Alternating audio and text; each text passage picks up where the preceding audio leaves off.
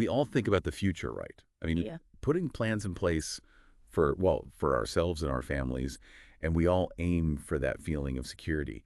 And a lot of times, at the heart of that is insurance. An insurance policy, something we glance at, file away, and hope we don't really have to look at too closely. Absolutely. We buy these policies for peace of mind, that feeling of being prepared. But, when it comes down to the nitty-gritty, the actual wording that dictates what's covered, how it all works, well, it can feel a bit like trying to solve a puzzle. And that's exactly what we're diving into today. You, our listener, you send us a document, Chapter 18, Insurance Policy Provisions.pdf, and we're going on a mission here to unearth the really important parts of insurance policies, these provisions. We want you to walk away feeling like, okay, I get it, confident, informed, and not drowning in a sea of fine print. Think of it as your guide through what can often seem like dense legal jargon. We'll shine a light on the critical clauses and riders, the stuff that really impacts your coverage, how the policy works in the real world, and most importantly, your rights as the policyholder. So let's unpack this. And I think the best place to start is with the basics. Like, what are the core components, the foundation of any insurance policy? Well, a good place to begin is with something called the entire contract provision. It's super fundamental. It essentially says that the policy document, your application, and any riders that are attached, that's the whole agreement between you and the insurance company, the complete agreement. No secret handshakes, no unspoken understandings. It's all right there in black and white. Precisely. It's like a prenuptial agreement. It's all written down. This protects both sides from, future disputes based on, well, I thought this was included, or, but you said that. And the document really gets the nail on the head when it says, wise IYG, what you see is what you get. It's your safeguard against the insurer trying to change the rules down the line. Transparency from the get-go. Makes a lot of sense. What's the next piece of the puzzle? Next up is the insuring clause, sometimes called the insuring agreement. It's basically the insurer's big promise to you. They're saying, look, we'll provide these specific benefits if a covered loss happens. It's like the heart of the policy, laying out exactly what they're covering and what they're not.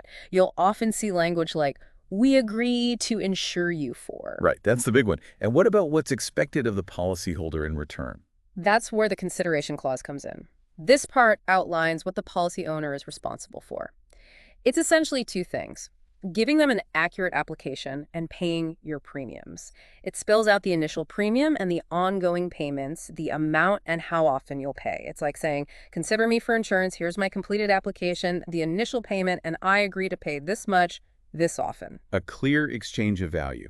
They pay if certain things happen, and I hold up my end of the bargain with payments and truthful information. Exactly. And finally, we have the policy face. It's like the dashboard of your policy. Usually it's the first page you see.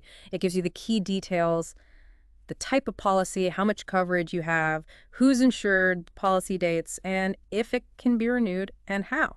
It's like the executive summary of the entire document. So Yeah. we've got the foundation, the core components. Now let's delve into the policyholder's rights, the flexibility these policies can offer. Now things get interesting. A big one is the assignment clause. It tells you if and how you can transfer your rights under the policy to someone else. It differentiates between absolute assignment, where the person or entity you assign it to gets full control, all the rights to the benefits. And then there's collateral assignment, often used for loans. So it may seem like a complete transfer, but the original owner usually keeps any rights beyond what's needed to cover the debt. So I could assign my life insurance policy to a bank if I took out a loan. That's a classic example of collateral assignment. Now let's talk beneficiaries. The change of beneficiary provision, it's your right to change who gets the benefits when you pass away. And you can do this as many times as you like, unless you've made the beneficiary irrevocable. So irrevocable meaning I can't change it without their consent. Precisely. And it's not just about naming someone initially. Life changes, people change. Regularly reviewing your beneficiaries is like updating your emergency contacts, making sure the right people are taken care of. It also covers the order of beneficiaries. You have primary beneficiaries, they're first in line, then secondary or contingent beneficiaries. They get the benefits if the primary ones are gone. And there can even be tertiary beneficiaries, third in line. And what if there's no beneficiary named or everyone named passes away before the insured? Then it usually goes to the insured's estate. So important to keep those designations updated. What other rights and flexibilities should we be aware of? The free look period is a big one. It's also called the right to examine clause. Basically, once you get the policy, you have a window to really look it over. And if you're not happy with it, for any reason, you can send it back and get a full refund. It's a safety net of sorts. How long is this free look? Usually it's 10 days, starting the day after you receive the policy. So if you get it on, let's say, November 10th, day one is November 11th, and it ends on November 20th. But some policies have a longer period, like Medigap, which supplements Medicare. They might give you 20 or even 30 days. It's your chance to test drive the policy, ask questions, make sure it really fits your needs before you're committed. Good to know about those longer periods. Yeah. Now, what if a policy lapses, like if you miss payments? Is there a way to get it back? Often, yes, through the reinstatement provision. It explains how you can revive a lapsed policy. Usually you need to show you're still insurable, basically, in decent health. And you'll have to pay any missed premiums, plus any outstanding loans and interest. The material mentions something interesting. If the insurer needs a reinstatement application and doesn't process it in 45 days, the policy automatically comes back into effect. But there's a catch, a 10-day waiting period for sickness coverage after reinstatement, so those benefits aren't immediate. Accidents, though, are usually covered right away. It's like a pause button on your security, but you need to take a few steps to get it fully running again. Not a free pass on missing payments, but a way back in if things get tough. You mentioned policies with cash value before. What happens to that if a policy ends? That's where non-forfeiture options come in. This chapter doesn't go into detail, but it's an important idea. If you have a life insurance policy with cash value and it lapses, or you decide to surrender it, these options let you access that built-up cash value. All right, so we've talked about our rights and some flexibility within the policy. Now let's shift gears and talk about what happens when life throws those curveballs, those unexpected events. So we've covered the basic components and your fundamental rights. Now let's look at how these policies respond in real-life situations. There are provisions and riders designed for specific scenarios. Like the grace period, it's extra time to pay your premium after the due date without your policy lapsing. The length depends on how often you pay. Weekly payments usually have a 7-day grace period, monthly payments get 10 days, and for less frequent payments, like quarterly or annually, it's often 30 or 31 days. So there's a little breathing room. But what if something happens during that grace period? Well, if the insured person passes away during the grace period, the death benefit will still be paid. However, they'll deduct the unpaid premium from that amount. That's fair. But what if you just plain forget to pay, even within the grace period? There's the automatic premium loan provision, or a rider for this. If your policy has cash value, this lets the insurance company automatically take a loan from your cash value to cover the missed premium. So you don't lose coverage because of a simple oversight. This continues until you start paying again or your cash value runs out. And if the cash value gone and you still haven't resumed payments, the policy lapses. It's like a safety net, using your own funds to keep the policy active. What about situations like, say, becoming disabled and unable to work? In those cases, the waiver of premium rider can be a lifesaver. If you become totally disabled, as defined by the rider, and that definition is crucial, this provision means you don't have to pay premiums anymore, but your policy stays active. It's not a loan, it doesn't affect your benefits or cash value. That can be incredibly valuable, taking a huge burden off your shoulders during a tough time. Now, what if someone is diagnosed with a terminal illness? Many policies offer an accelerated benefits rider for those situations. It allows you to access a portion of your death benefit early if you have a terminal illness and a life expectancy of typically 12 months or less. It's important to remember that whatever you take out will reduce the final death benefit for your beneficiaries. It's a tough decision, but can provide crucial financial support, allowing the insured to handle end-of-life care and other expenses. It's a difficult choice, but it offers flexibility when it's needed most. Let's talk about accidents. I see something about an accidental death benefit. Yes, the accidental death benefit rider, sometimes called a multiple indemnity rider, pays an extra amount if you die from a covered accident. It could double or even triple the face amount of the policy. The source material mentions it's often a cost-effective way to get more coverage, but it's limited to specific causes of death. So if I have a $100,000 policy and a double indemnity rider, and I die in a covered accident, my beneficiary gets $200,000. That's the gist of it. Now, thinking about the future, some policies have a guaranteed insurability rider, also known as a future increase option. This lets you buy more insurance coverage at certain points in the future, or if specific life events happen, like getting married or having a child, without needing to prove you're still insurable. It's handy if your needs change, but your health might not be the same. It takes away the worry of not getting more coverage if your health declines. A great way to make sure your coverage grows with you. But what about inflation? Won't that decrease the real value of my coverage over time? For that, there's the cost of living rider. It lets the policy's face amount increase periodically to match inflation, usually based on the Consumer Price Index, or CPI. So your coverage amount potentially grows as the cost of living increases. What about policies for children? Are there special provisions for those? Yes, for juvenile policies, there's often a payer provision, either as a rider or a clause. It's there to protect the policy if the person paying the premiums, usually a parent, passes away or becomes disabled. It waives future premium payments, ensuring the policy stays active for the child. It offers peace of mind for parents. Now, what if someone's job changes and they start doing something more or less risky? That's covered by the change of occupation provision. If someone switches to a more hazardous job, the insurer can reduce the maximum benefit payable, even though the premium stays the same. The opposite is true too. If the job becomes less risky, the premium goes down, but the benefit remains unchanged. The example they give is a clerical worker becoming a hand gliding instructor. The benefit would be reduced, but the premium stays the same. On the other hand, if a police officer became a librarian, the premium would decrease, but the benefit would remain unchanged. Seems like a fair adjustment based on the level of risk involved. Makes sense. And what happens if there was a mistake about someone's age or gender when they applied for the policy? The misstatement of age, or sex provision, allows the insurer to adjust the benefits accordingly. If someone understated their age, for example, the insurer would likely reduce the benefits to match what the premiums paid would have bought at the correct older age. They give an example of an understated age leading to reduced benefits. It's a way for the insurer to correct the coverage amount based on the actual facts. Okay, so we talked about a lot of what can happen during the life of a policy. Let's move on to the claim process and what to expect if you need to make a claim. This is a very important part for policyholders. The first thing after a loss is usually notifying the insurance company. The notice of claims provision explains your responsibilities.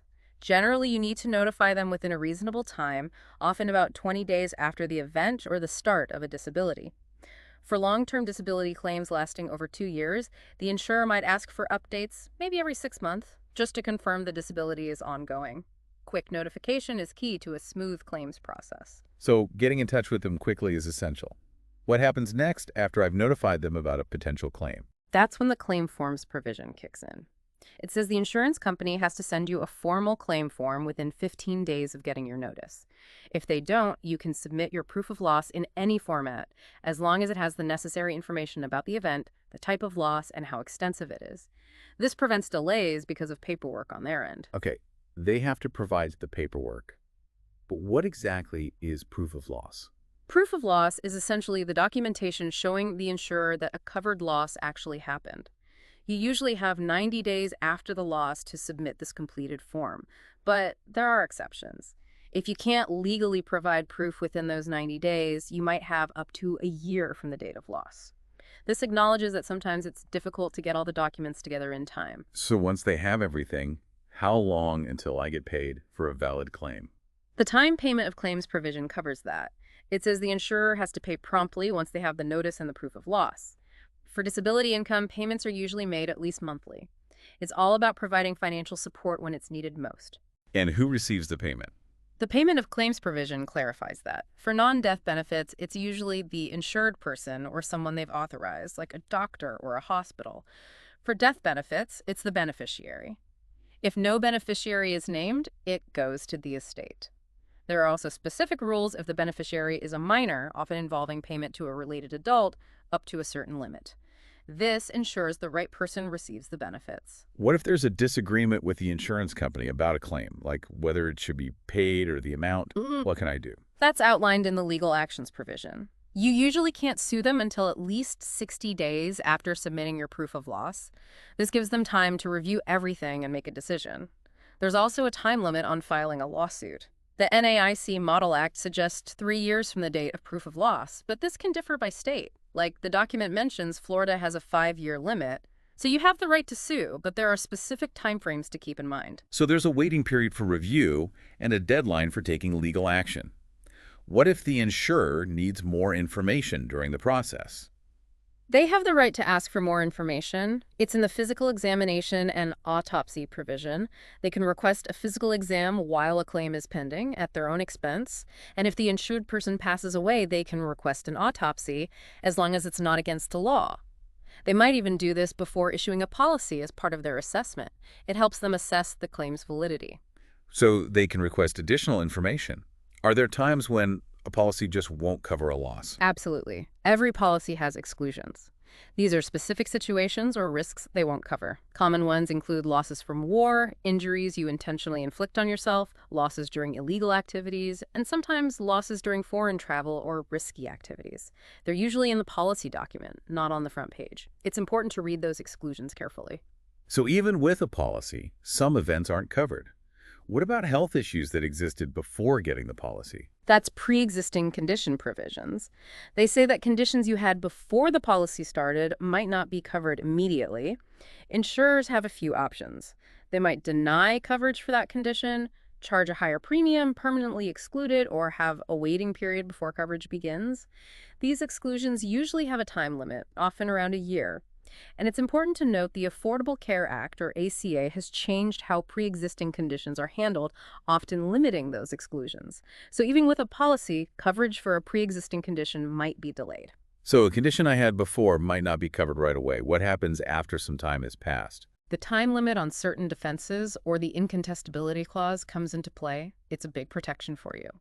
After the policy's been active for a while, usually 2 or 3 years, 3 years is the standard unless state law says otherwise, it becomes incontestable. That means they can't deny a claim based on something you missed or misstated in your application, except for fraud. Fraud can always be contested.